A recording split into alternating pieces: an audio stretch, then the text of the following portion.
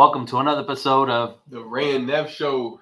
How you doing now? I'm pretty good. I'm a little tired. I'm not gonna lie. No, I'm exhausted, man. I'm exhausted. How was your day? How'd you start your day this morning? I started my day at 5 a.m. this morning. This morning? Okay. 5 a.m. Yeah, went to. Oh, you went to the meeting. Yeah. I started my day with AA or actually not graduated from there. Yeah. Oh, okay. I'm good on that. Right, we're 6 weeks clean. Thank God, right? Okay. He's joking. I'm not part of that, but no, exactly. Yeah, I'm joking. I went to a men's prayer group. It was powerful. It was good, bro. I heard. I get there, and I'm looking, and I'm talking to one gentleman. His name was Paul, and I'm like, "How long have you been coming?" He's like, "Oh, I've been coming for I think he said 6 years." Okay. And he's like, "Yeah." Where is it at? It's actually off of Sand Lake. Oh, it's closer to my house then. Yes, yeah. It's right across the street from the I thought it was in Winter Park. He sent me a different address. So the Monday night is at Winter Park. Monday night. Tuesday morning is on Sand Lake. Sand Lake, okay. And Sand Lake where? Sand Lake right across from the Target. Right there. Yeah. Okay. And it was about 300 guys there. 300. It's that big. It's that much. 36 tables. Each table had 8 people. My table had 10. Wow. That's impressive. Did they serve breakfast? Yeah, breakfast was included, coffee, all of that.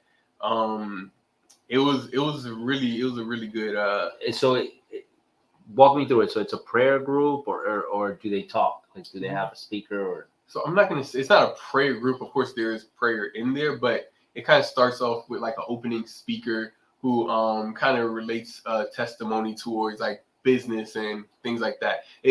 Something I did like about it was directed towards just business and God and like walking in your purpose. Yeah, that's important. It starts with the testimonial and then it goes into like a small worksheet, asks 3 questions, and you kind of discuss those 3 questions with your with the people at your table. Got it. So you just kind of go around and you discuss. So kind of like an exercise where you guys, it's kind of like maybe like a case study where you guys are, the questions given to you and then you guys discuss it and, not necessarily look for a solution, but discuss how that question, how to address the question or how to interpret or break down the question. Yeah, and how it goes with your life. So an example is today's main thing was, do you believe that everybody's life has a purpose? Like, do you think there's like a greater purpose for your life? Yeah. And on top of that, if you think on every achievement that you made, every time you progressed in life, did it not come after a failure? I was talking about that this morning too. That's really crazy that I didn't go. Not because I didn't wake up early. It's just I just been so busy with everything that I'm trying to do, And today, tomorrow. By the way, is your girl gonna be in town tomorrow or? Yeah, she's gonna be here tomorrow. She's heading out Friday. Word on the street. See, I don't want to put I don't want to put your laundry out on the street. But word on the street is usually break up with girls before Valentine's Day. What's up with that? That is a lie. I've actually never done that. Maybe before birthdays, but not Valentine's Day. Birthdays, okay. That's different. So someone gave me the wrong information. I got it. Yeah. We're gonna spend Valentine's Day together. No, that's why I asked because I know she's going out of town, but I mean, yeah, she's leaving Friday, so going to North Carolina, a trip that I declined. To go. Yeah, I did. I feel you because you had to work. It's not. Are you saying? I would prefer. Hold on, wait. I just got that. So you're saying you declined? Yeah. Because I'm going on a trip, and I should have declined. I don't understand. Honestly, that's your own discretion, right? I'm just saying because the way you said it, the way you said it, it sounded like that. It sounded like you were just trying to throw a little jab at me. I'm just observing here. I have a quote from a guy that we all might know. He's a millionaire. Okay. He's a faith-based millionaire, cash flow I millionaire. Know this guy is. I know and this guy is. something he always would say, especially to his company, is like, I pray you guys never have to go on vacation, right? I pray that you live the type of life and you work in the type of field where you never feel like you need a vacation from it. I don't ever need a vacation from it. So, So I love that he said that. Yeah, I took his words a little more literal than the average person. That's all I'm saying. That's all I'm saying. Okay, well, since we're here, I will give a shout out to Matt Sapala for giving this great. Matt Sapala, that is Matt Sapala. Yeah. Appreciate you, Matt. That being said, yes, I am going to be going away. Not tomorrow. It's actually going to be Thursday. We're going to Nashville for 4 days. It's Vivi's birthday. Okay. And, it's not a vacation. It's more of a, kind of a birthday gift for her. That's a birthday gift. Birthday gift, yeah. Nashville, Tennessee. Actually, one of the gentlemen at the meeting this morning is moving to Tennessee. Moving to Tennessee, okay. Yeah. Selling a beautiful house in Orlando to go to Tennessee. Is it listed? It's listed already. Damn. Yeah. We were talking about his showings this morning. Gotcha. Is he having any? Yeah, he's had a handful of showings, but no bites yet, no offers. Okay.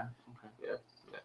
What else can you tell us about the experience you had this morning? Because this is the first time you going, right? This is your first. Yeah, it wouldn't be my last. But did you go by yourself or? No. So did Alex go with you? Did he make it? So Alexander, the gentleman that was on the show last week, he actually went with me as well. He met me there. Okay. Josh, another gentleman that was on the show last week, he woke up a little late. He was the inviter, right? Yeah, he was the one that invited you to the show? He's the one who gave me the address. Invited you to the event? Yeah. Okay. He was like, here, come to this address at 6 a.m. I get there and nobody's there but me and Alex. Yeah, we got to call Josh out. He was also the guy on the show, the lender. And, we're calling him out. Yeah. So, Josh, if you watch this, you just got called out, buddy. Wake up early, okay? We do have a competition, me and Josh do. In regards to losing weight. And we were doing $1 a pound. We upped it to $5 a pound because he says I wasn't taking it serious. Truth be told, I've been starving myself. That's why I'm kind of tired right now. And he's gonna lose. Think so? Oh yeah. I think he rigged the last scale that he weighed on. So I mean, how do you lose 7 pounds in 3 days? That's much. Suspicious. Yeah, that's suspicious to me. But anyway, that happened. But today we're going to talk about, let's stop, boring the audience with our personal lives. I mean, they didn't come here for that. They actually came here to hear real estate. So one of the things we wanted to talk about today that's really important is, what is the latest facts and figures about buyers and sellers in the state of Florida, right? What is it that we know about buyers and sellers in the state of Florida? So I'm going to go ahead and let Neville take it. We'll go through the points and we'll let you guys know exactly how we feel about these points, if they're accurate. I mean, these are data-driven points, but how accurate are them to a local super micro market? Meaning, as long as you go hyper micro, is it really a testament to what we see every day? You know what? You said that and it reminded me of a conversation we actually had last week with another agent in the office that wanted to claim that Orlando is not a major metropolitan. I had to do some research. I had to do some research on it, and I was very upset that I didn't do it in the moment. But sometimes when you're in a heated conversation, you don't think to like just. We all have an iPhone. We could just fact check, right? Fact check one day. So today, I don't know why it was bothering me. I was like, let me check this out.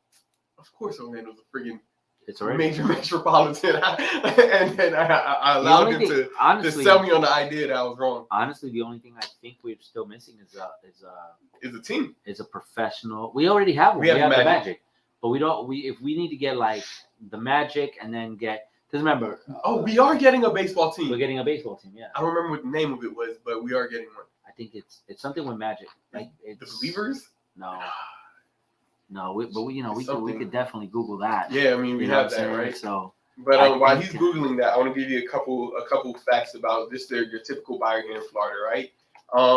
First-time home buyers, that's about 20% of the market, which is actually a lot smaller than I expected. But I mean, if you compare it to what's happening across the nation, it's the Dreamers, the Orlando Dreamers. You said Believers. I said Believers. Close enough. You're close. So we will have a Major League Baseball team coming to Orlando. Yeah.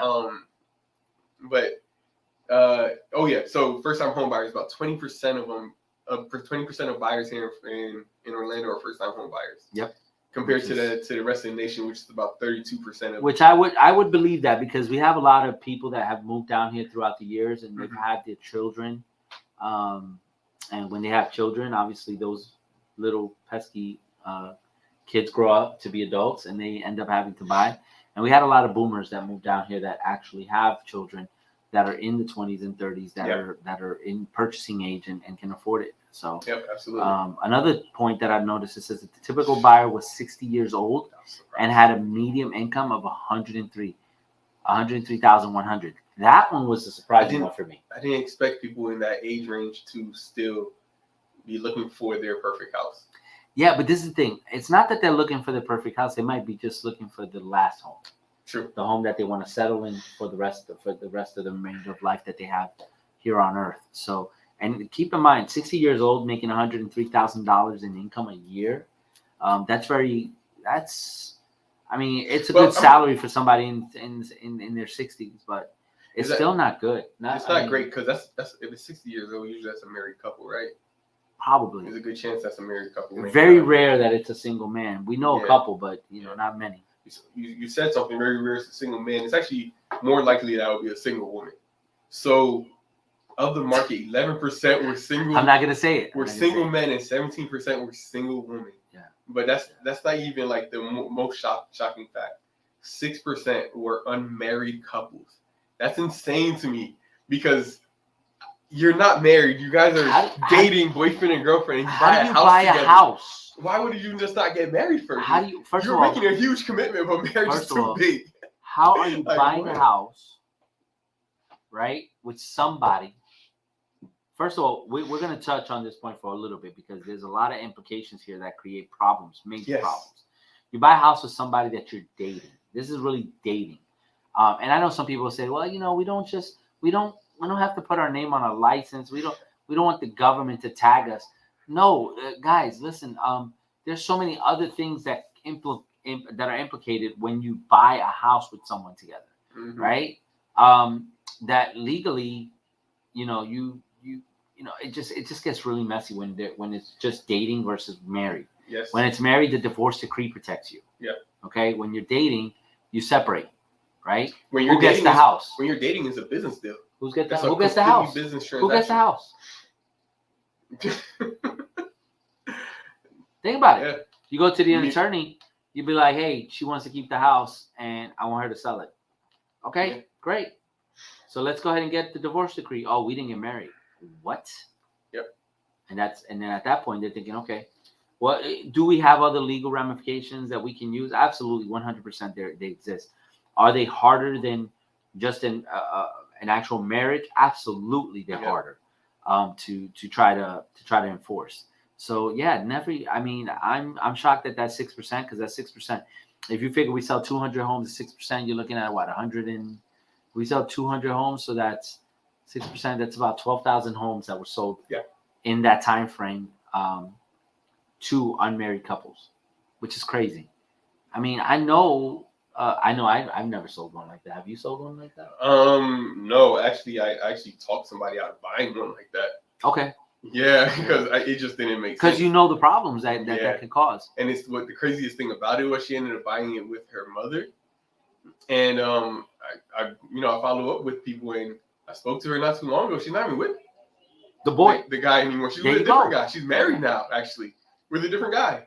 She's married with a kid with a different guy. So it's like that would have been a horrible situation. Yeah, because then you get that call. You get that disastrous call of, hey, Neville, what do I do? And you're like, what can I do? I told you not to do it. Yep. Because believe it or not, guys, some people still do it. Yep. Some people still do it, which is crazy to me. But I love the fact that you said 64% of recent buyers were married couples. That one was a great stat, and I hope that continues to grow. Yeah, because I think that I've been married for 17 going on 18 years, believe it or not. I want to give a shout out to my wife. Her birthday's tomorrow, Valentine's Day. Yes, I knew that our birthday was on Valentine's Day when I married her. Sounds expensive. It is expensive. Well, first thing we're going to be doing is we're going to be going to Nashville for 4 days. She's getting the Samsung Ultra 24, the new one. So. I have a question. So, what are you getting for Valentine's Day? I don't get things. I don't get things. That's such a crazy concept, right? What do we get on Valentine's Day? We don't get flowers. We don't get, I don't get anything, man. A cake? Not even. Not even a cupcake? Not even. A donut, bro? Something? Not even. Sheesh. Isn't that like? See, I didn't want to think about that, but now you're making me think about it. It's kind of messed up. It's really messed up. Because it's Valentine's Day. It's supposed to be like the couple's holiday. But why are we getting the short end of the stick? What holiday actually caters to us? Not Father's Day. I mean, you're not a dad, but I'm saying even for me. Listen, I'm telling you, I'm a dad. Yeah. You're not missing anything. You're not missing anything. You might get breakfast in the morning. Yeah. So I'll be I get honest. breakfast every morning. I'll be honest with you. So check it out. So this is what my Father's Day is. This is how I talk to my family, my wife and my kids. I said, babe, guys, I just want to be left alone today. Don't talk to me. Now, I will tell you this. There's been times I do have to give credit where credit's due. There's been 1 or 2 years where my wife will like go all out, and I remember this one year, but I think she did it just and these are out there, by the way. I think she did it just to have some content to put on Facebook that day, because so they gave me breakfast, then they gave me a facial, but they took pictures of me with the stuff on my face, so that way I can, so they could share it on Facebook. My daughter did that. Then they took me to get a massage, but they didn't book the massage, so therefore when we got there, the massage parlor was already completely booked, so I couldn't get a massage. I'm still waiting on that massage. It's been probably 2-3 years since that happened.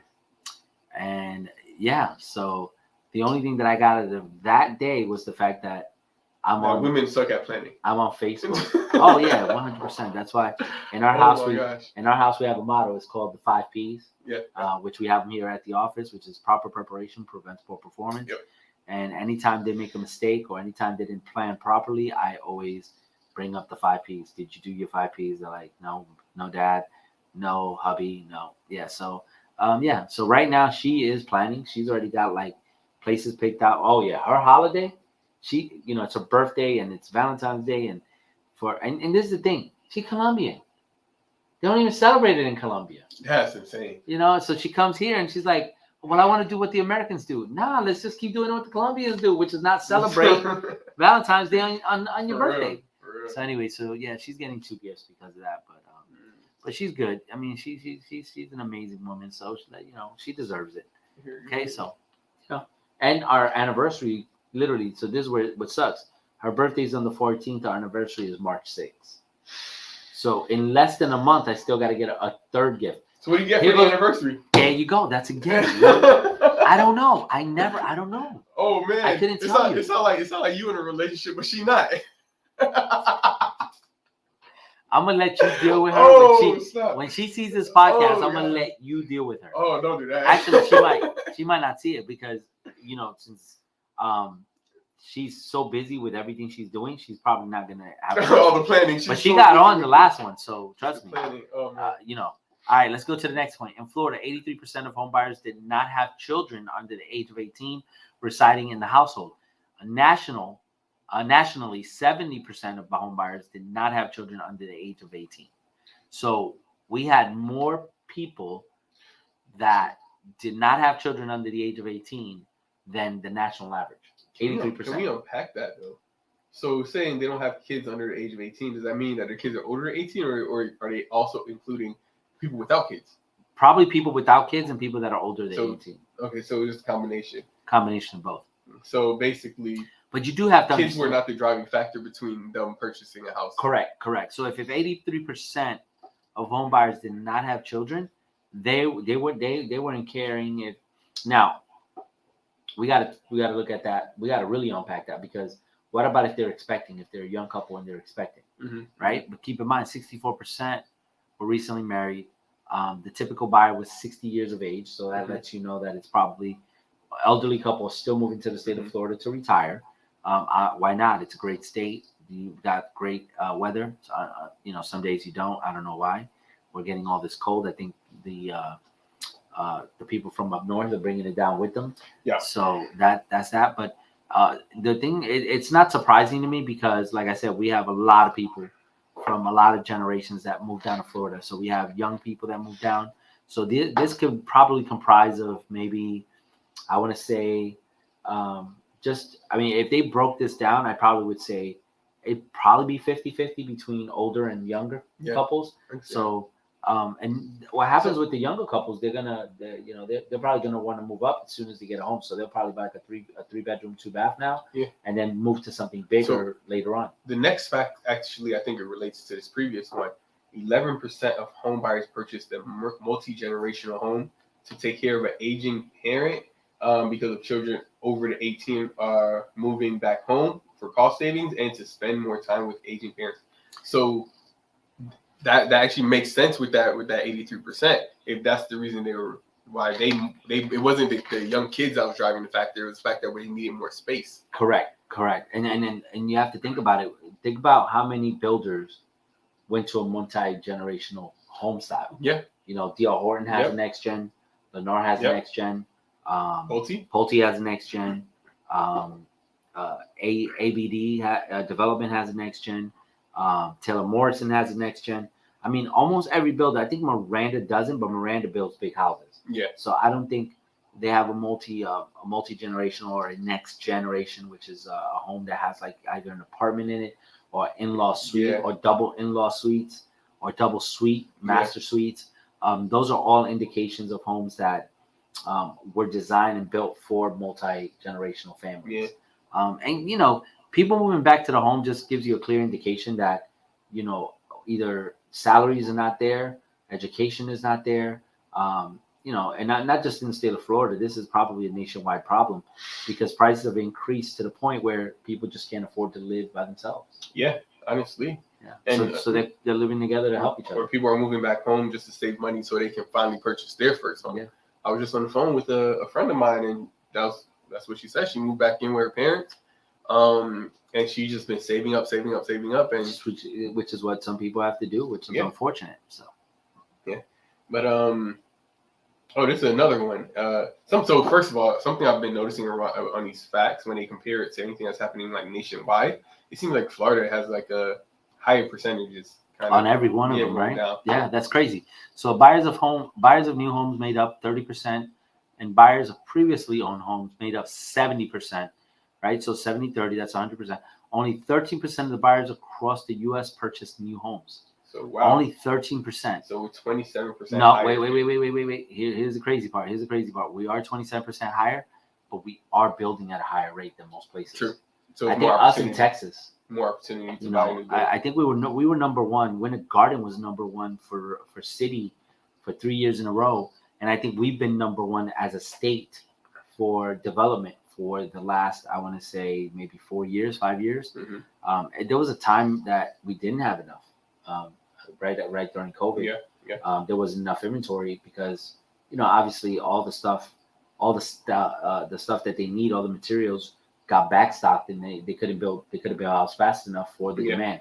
So, and we do have a home crisis problem in the U.S., right? So like they said typically we need to build about 900 homes to take over demand, and 900,000. Let me take that back. Did I say 900,000? Yeah, 900,000 homes to fulfill demand, and we're not building half as many as we need to. And, you know, that demand just keeps getting greater and greater every year.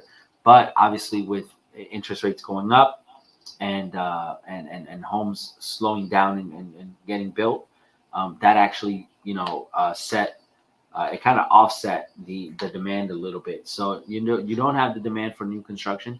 But yes, I could see that stat does make sense because of the fact that we are building a lot more than most states. I mean, we're not. Would you say we're underdeveloped? Orlando? No, Florida as a whole. So that's kind of a loaded question, right? If we go to like the big cities, Tampa, Orlando, Miami, Jacksonville, Tallahassee. No, even Jacksonville. So they look like they're growing. They look like they're pretty populated, right? Yeah. But then when you look at a scale map of Florida and see how much we got too much land we have that's just untouched. Well, like there's so much space. So there's so much opportunity. They're building Ocala like crazy, right? Yep. And Ocala is so huge. They got so much land. Yes. It's crazy. The opportunities are still very vast in Florida as a state.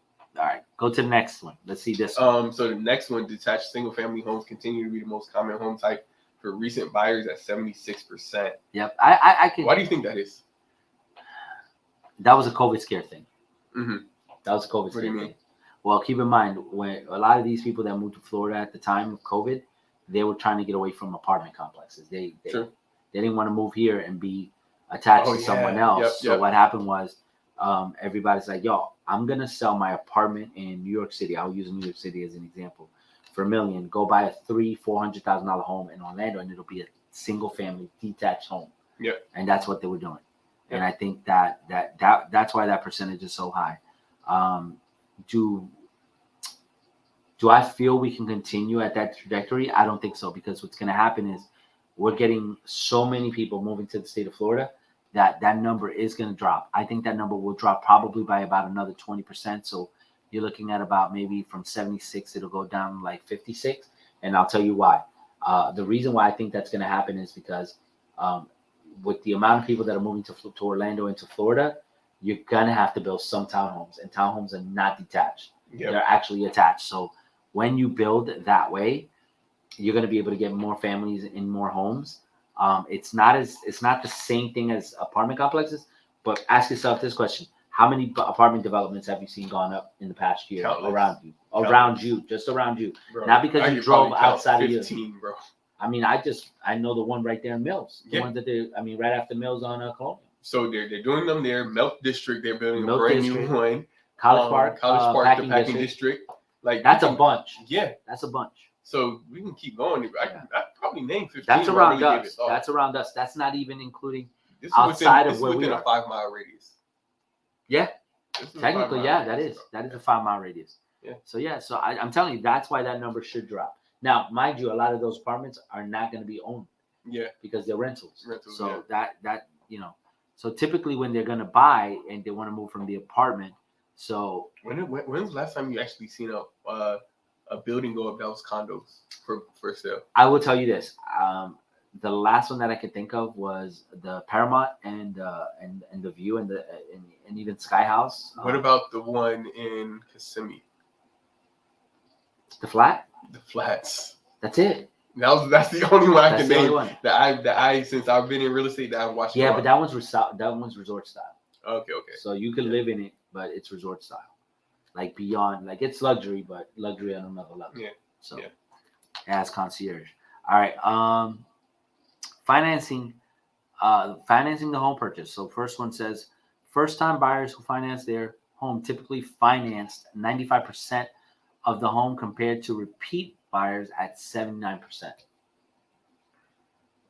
Break that down. Well, I would say so 95%. So this is a really bad stat because there's no way they can finance a home at 95% and be FHA because they have to be 3.5. So they just don't want to put the number 96.5 on there. Yeah. But I think that's the amount of people that are FHA buyers that. Oh, it's probably way higher than every other buyer in town. I mean, technically, yeah, if it was 96.5, they did finance 95% plus 1.5 more. Exactly. And then the repeat buyers is 79%. That's actually 80.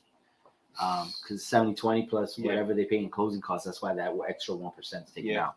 And it also taking into account the ones that were downsizing that just had a crazy amount of equity in their house because they lived there for so long. Yeah, and this is not even touching on that because some of those buyers might sell out and turn around. Like the buyer we helped out that almost lost his home, he's buying cash. He's not buying financing. Yep. So he wouldn't even count into the stat. The gentleman I just had a conversation with, the one in Apopka, he's considering selling his house he wants to be closer to a lake and a golf course, but he has a lot of equity in that house. He's had it for a long time. He's only a second owner, and the house was built in 1953.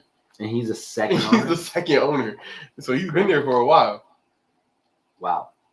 So his equity will be able to give him the opportunity to buy cash, and he wouldn't be on the stat.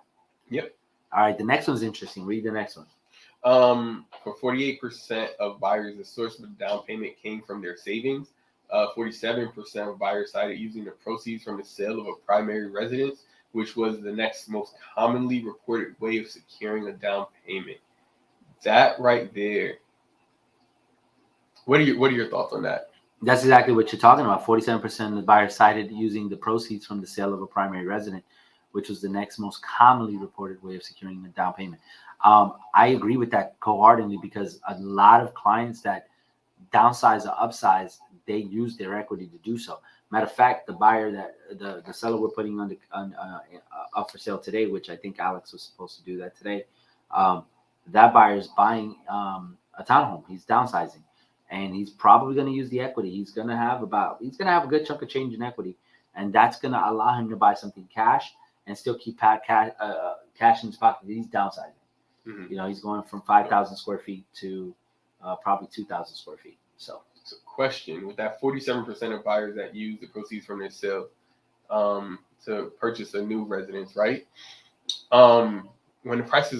When the interest rates go back down, and more people can get approved to buy, and there's higher competition, what do you think that they're going to be doing with the equity that they have? So two things, right? So if they're keeping the home, they're going to keep the home. They're just going to refi and get a better interest rate, right?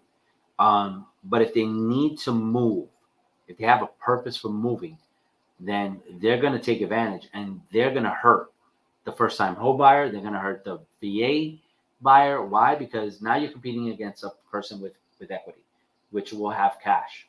Yep. So if that person doesn't refi, ends up wanting to buy something new, then that's going to cause him to. He has the cash on hand. He's going to have the edge. Give the highest bid. He's going to have the edge. He's going to have the edge every single time because he has the equity. So he has the edge. But nothing gives him a bigger or better edge than using a realtor.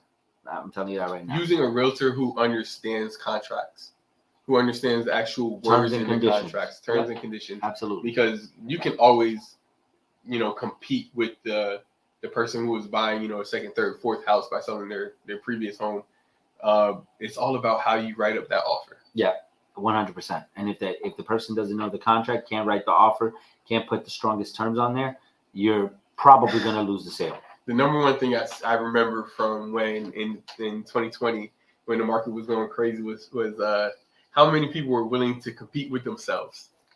Yeah. And if you're not familiar with that term, it's basically when you submit an offer and the listing agent says, we actually have, 3 or 4 other offers. You're going to have to go higher.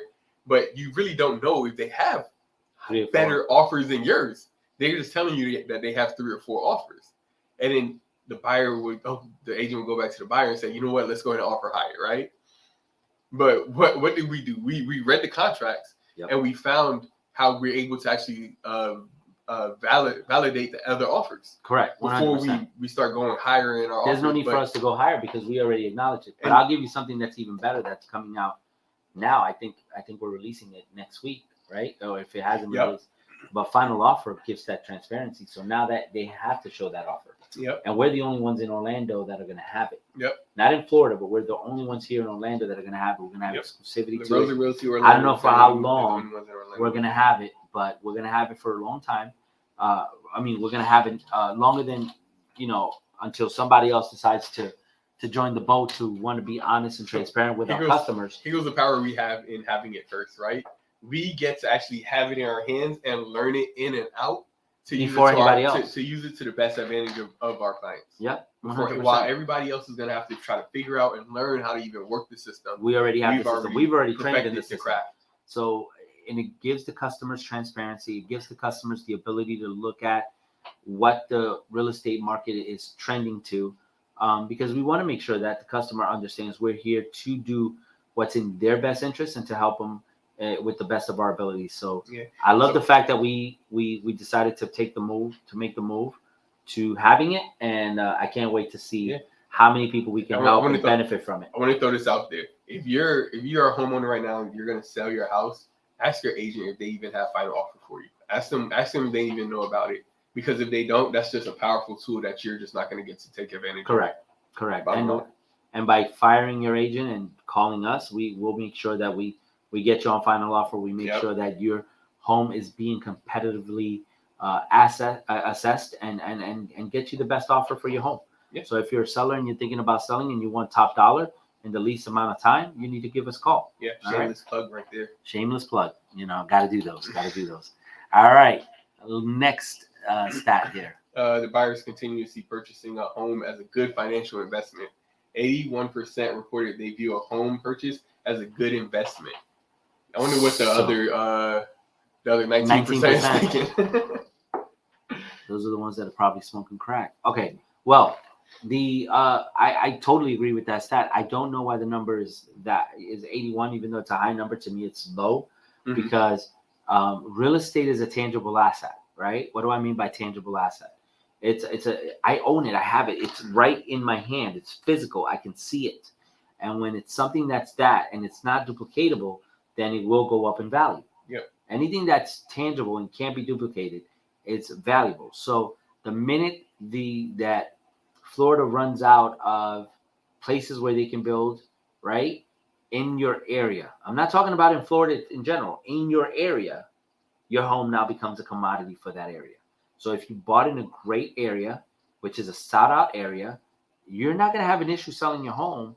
If you want to sell, it's going to suck because you're leaving a great area, but you're going to be able to get the highest equity that you can out of any area because it's a high commodity area, and you're going to be able to benefit from the purchase of your home. So I'll give you a perfect example, right? So like if you buy in a certain area, like I would say Winter Park, right? Mm-hmm. Winter Park's got great schools, got great district, and you decide, you know what, it's still a little crowded, it's too close to downtown, and I want to move. Okay, well, you lived there for 20, 30, 40 years, you got great equity, you're going to be able to take that money and move anywhere you want. You can even move to the beach. You can move anywhere in the world. Yeah, especially if you bought Winter Park for 20 years 20 right years. now. Oh, yeah. 20, 30 years. I mean, I remember seeing, we were able to buy a home back in 06 in Winter Park for $265, and that was a bungalow, 2-bedroom bungalow.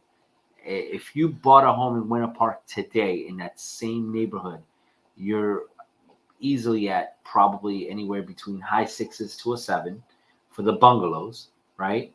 For anything with a 3-bedroom, 2-bath, maybe 2,000 square feet, you're already in the 8s. Anything over 4,000 square feet, you're already in the million. Oh, you're in the millions. Yeah. And anything that was new construction where they tore down a building and built it back up, you're in the million, even if it's only 2,000 square feet. Yep. So that being said, if it was you that owned the home and you built one there and then you lived in it for maybe 10 years, then you just made yourself some money. And that's why Winter Park is one of those areas that I talk about, that values will continue to go up because it's a commodity. You cannot build in Winter Park anymore. So I feel like this part of the conversation is going to bring the question where it's like, where can I buy so I can make $100,000 by selling it next year?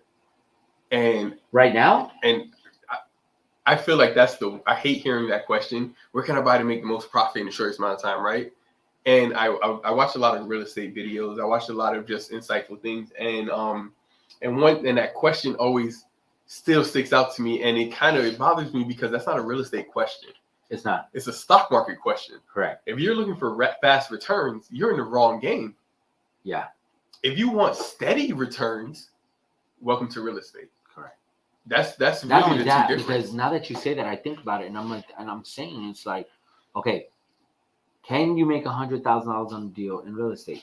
Yes, on the purchase you can, but why would you? Because if you can make $100,000 in 1 year, you could probably make 2 in 2 years. If the place is growing that fast and that quick, why would you sell it? Don't sell. Matter of fact, the demand would be so high to get to that number. Because think about it. Let's say you bought a $400,000 property and it went to $500,000. That's 25% increase. The average increase is 2 to 3. That's a steady market. Yep. If you go above that 2 or 3, maybe to a 5 or an 8, or maybe even a 10, now you're looking at about a very good market. When you go to 25, it's like an anomaly. It is not a normal market. That's what we call an outlier. Yeah. So if you're able to do that, why the hell would I not keep the house for 2 years, maybe 3, maybe 4? Yeah. Every year might not go up 25, but if it goes up 25 the first year, and it goes up 7 the next year, oh my God, I'll be ecstatic. I'll be ecstatic. Because you'll be at 500 plus 7 times 7, so it'll go up by 15,000. So as a real estate professional, would you sell it, or what would you do with that gained equity in that short amount of time? I would say this: if it's not my primary resident, I probably would keep it as a rental. Especially if I'm net positive on it, I would keep it as a rental. So I probably never sell it. So then you would do something that someone like Warren Buffett would do with his stocks, right? Yeah, I'm just going to take my dividends. Yep. I'm going to take my equity to purchase more. Correct. Take my dividends to purchase more stock. stock. Think about it like this: if I have $100,000 in equity, let's say I bought it, and I actually have $100,000 in equity that I just made, and another, $100,000 that I put in. I would do a cash out refi, take $100,000, go buy something else, but I won't I won't sell that property. Yeah. I would keep it. And it's crazy because we're the only realtors in town that will actually talk you out of listing your home when you don't need to sell it. So I feel like we do that because our goal was never to sell this No, person one house. Our goal was to create a relationship. It was create a relationship, and let's go ahead and build wealth together, right? Yeah, absolutely. So let's see how we can get you not one house, 2 houses, 3 houses, 4, 5, 6, 7, 8, 9, 10. I mean, I talk to you guys all over the office, and it's surprising to me how many times I hear one of you say, "Oh no, we're on our third house." What do you mean you're on your third house? Yeah, this is the third one that he's buying. Oh my God! And you're helping them through the whole process. Yeah. They're buying the house, they're renting it with us. They're doing pretty much everything. I only want to work with buyers. I only want to work with the person who's coming back, sellers. Who's coming back to me and saying, "You sold me. You found this house for me the first time. Find me another house. Yeah. Find me another house." I would rather do 20 transactions with the same one client. No, I would love that. That's a completely different story right there. Yeah. And we've done that. That's why every Saturday we do a seminar here. Yes. To teach that to every client that we correct. have. You don't have to be a real estate agent. If you want to learn how to invest in real estate, build a portfolio, become a real estate agent, anything that's real estate related, we talk about that every Saturday here at Rosa Realty Orlando, which is great. So last week we had 3 classes on it. It was crazy. That was insane. It was so much food. It was so crazy. And the craziest thing about it was so much food. And people were so interested in classes that almost no one ate. No one ate. No one was hungry. Came to eat. Everyone came because they wanted. And it was funny because I've never seen a room of people so interested in, becoming owners or building a portfolio. I sat with a gentleman that was buying $1 million home. He says, "Oh, I know you're not supposed to get emotional, but I really want this house." And it was in Bella Colina. Okay. It was 1.35, if I'm not mistaken. And, I told him, I said, "Listen, let's take your emotions out of it for just a second, see what the market is bearing there, and let's submit the offer based on that." And he was like, "Yeah, that makes sense." And I said, "That's why you need a realtor, because we're not emotional. Yep. We can't get emotional about your deal. We're here to negotiate on your best behalf. We're here to work hard for you. We're here to make sure you get the best deal as a buyer's agent." Like I said, I love listings. He likes working with buyers. So, Neville would probably be the guy to go to when it comes to that. But I'll help a buyer from time to time. No matter who I'm helping, though, I'm representing them to the fullest. That's the way I work. You know what the best thing about working with the buyer is? After they've bought 4 houses and they have so much gained equity that the next question is, how do I build a house? Yeah. What's my next step to build a house? So here it goes. So they buy the 4. They live in 1. They turn around and be like, "I want to build my dream home because now I'm making all this money off of cash flow," and now they'll rent the 4th one. They won't sell it. Yeah. Or if they do sell it, or when, and we'll talk about this, but if they do sell it, it's because it's not going to give them the rent that's needed. So that's a question I'll ask you real quick. When is the best time, if you have a portfolio, when is the best time to let go of a property? When's the best time to let go of a property? I think it's when. What's your rule of thumb? I'll give you my rule of thumb, but I want to hear yours. Once you hit that negative cash flow on that property, it needs to be reassessed. Negative cash flow, where your expenses on that property is just higher than the money that you're making. Okay, so that would be option 1. And a lot of things can change. That homeowners insurance taxes goes up. Maybe there was a change in the HOA, anything like that, or even the house just needs more repairs because you might have had it for 20 years. Now it needs improvements. Now you need a $20,000 roof. Maybe it needs new wiring because it was an older house. Things like that. Once you hit that negative cash flow, it needs to be reassessed. Not just so, but reassessed across your entire portfolio. I agree. Because some properties you still want to hold on to even with the negative cash flow if you see that equity building. Because you're running a business. These are tax write-offs. Correct. So if you can use this negative cash flow as a tax write-off to win at the end of the year, why would you get rid of it? I totally agree. I had one of the investors that worked with us. We did a deal where we were supposed to make $1 million, but he was able to position his taxes in a way where, because we didn't make the $1 million and that was the trajectory, he was able, and don't ask me about this, I'm not a CPA. You would have to go to CPA for this. But he was able to position that 600 that we missed out the mark on because the construction didn't finish on time. he was able to position that as equity loss, which means that he was able to write it off on his taxes. So he kind of made $1 million because, he's a wealthy guy. He makes enough money A dollar saved is a dollar made. Hey, listen, he's in a high enough tax bracket that, he doesn't love the government like most people do. So, so that being said, he used that to his advantage. And, when you know the loopholes, you can get away with that. All right. Absolutely. One of the last points we have here, 82% said that the level of service provided by a real estate agent was a broad range of services and management of most aspects of the home sale.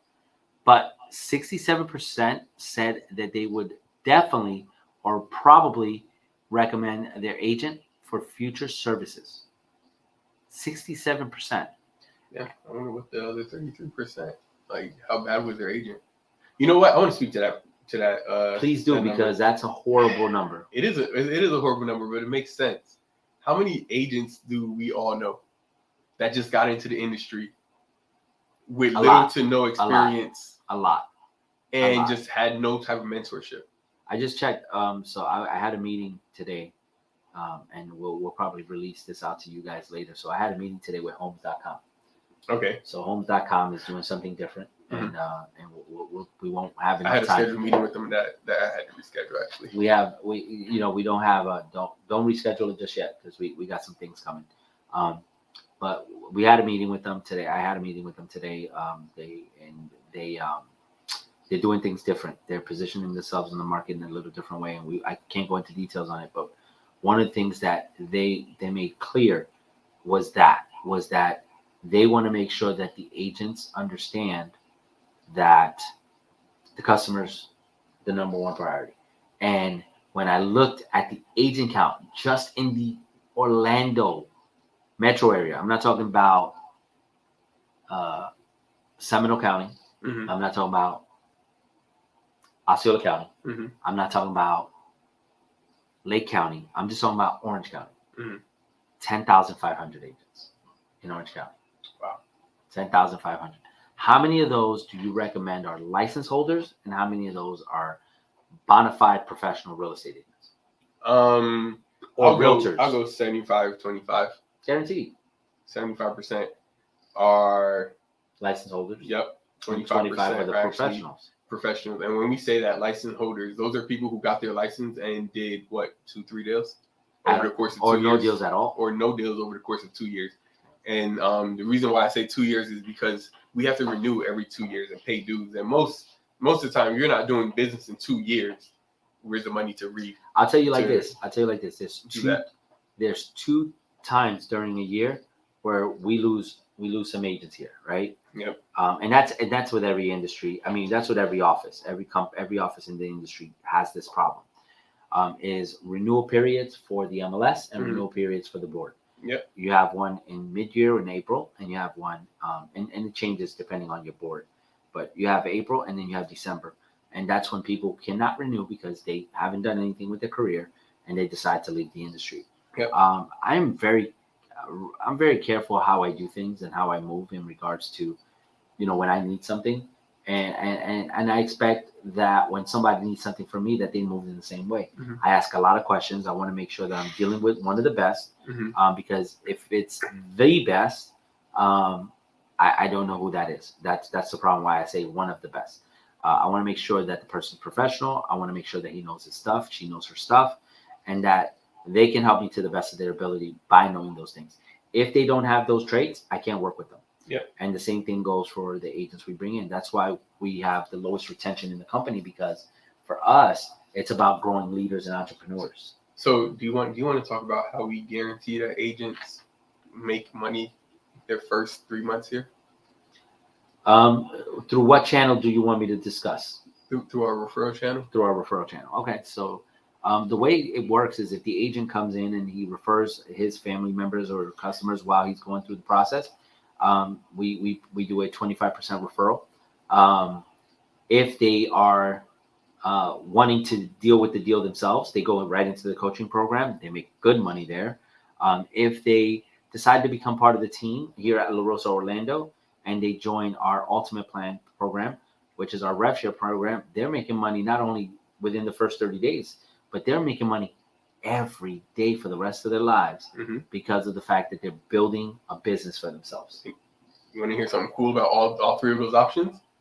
At no time is a brand new agent just here trying to figure it out and messing up By themselves. No. none of them are being. We don't allow that.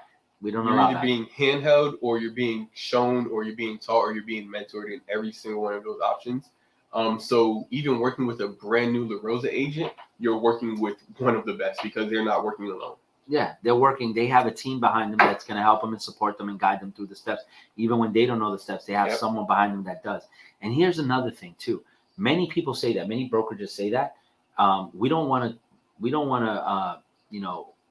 talk about it. We want to be about it. So don't take our word for it. Come to our Saturday meetings. Come to our Saturday events. Yep. Come see for yourself the culture that we have built here at La Rosa Orlando, and you'll see for yourself. I don't have to tell you that I have an amazing culture. I'll show it to you. When you walk through my halls, that's the proof. The proof doesn't come out of my mouth. It comes from what you see from these agents that work together. How many times have you collabed with agents that are new or agents that have just come into the company, or even Absolutely. a veteran agent that needs your help because they've never done that type of a deal? Absolutely, countless amount of times, and in doing that, you're putting my name on those deals, right? And in putting my name on those deals, that means I'm going to commit the same amount of quality to those transactions. Absolutely. So that client is going to get the highest quality of service, and they're not getting just the service from one person; they're getting it from everyone, which is an amazing thing. So that's going to be awesome. So those are the points that we have in regards to the buyers and sellers that are typical buyers and sellers in Orlando. I hope you enjoyed this data information that we gave you. It's a little bit different than what we typically do, but I'm telling you right now, it's a great episode because it lets you know. For those of you out there who got amazing tax returns, don't go spending it on stupid stuff. You need to be at the Saturday class. Give us a call. Be at the Saturday class. The number is going to be down below. You can reach out to us. You can be there, and we will teach you and educate you and help you do the right things and invest money. Okay. Yep. And these are not lessons taught by theoretical teachers. These are lessons that are taught by experts in the field who have investments, who have been doing investments for countless years, 100%. who have done well over multi-million dollars in sales, in sales and in purchases. Personal purchases. I mean, we just bought a property for $350. I just picked up the key. We have about 1, 2, 3, 4 flips on the market right now. Well, 2 are flips, 2 are brand new construction. Campanella and Piedmont go up. We have three or 4 $1-million listings within the last week. Within the last week, and then you have possibly a cash offer coming to one of those. Yes, because she's cash. So. Oh yeah. We just got the proof of funds for that within it's been listed for 4 days. Yeah, $1 million listing. It's freaking amazing. I mean, the market is moving, and it's gonna move with or without you. Yep. So I recommend you get on that train and ride it. Ride it because real estate is one of those tangible assets that will always make you money. So that being said, Nev, thank you so much for another great episode. Yes. Let's go ahead and rock and roll. We did not talk about the dog situation. We'll leave that for the next episode. So stay tuned for the dog situation.